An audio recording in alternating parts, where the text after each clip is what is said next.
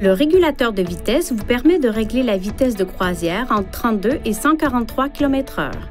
L'activation du système dépend du fait que votre véhicule soit également équipé du régulateur de vitesse intelligent ou ICC ou pas.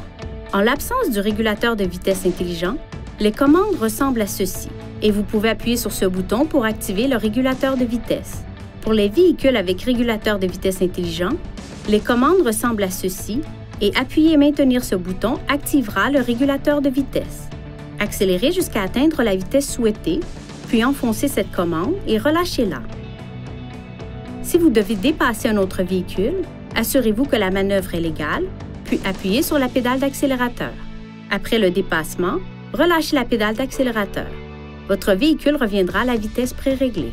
Pour accéder à une vitesse de croisière plus élevée, poussez la commande « Accélérer, rétablir » vers le haut et maintenez-la dans cette position. Relâchez-la à la vitesse de croisière désirée.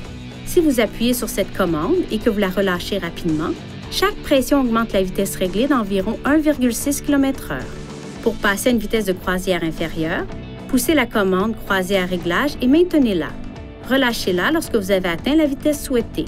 Si vous appuyez sur cette commande et que vous la relâchez rapidement, chaque pression diminue la vitesse réglée d'environ 1,6 km/h. Pour annuler le régulateur de vitesse, appuyez sur « Annuler » ou enfoncez légèrement la pédale de frein. Le témoin du régulateur de vitesse devient blanc.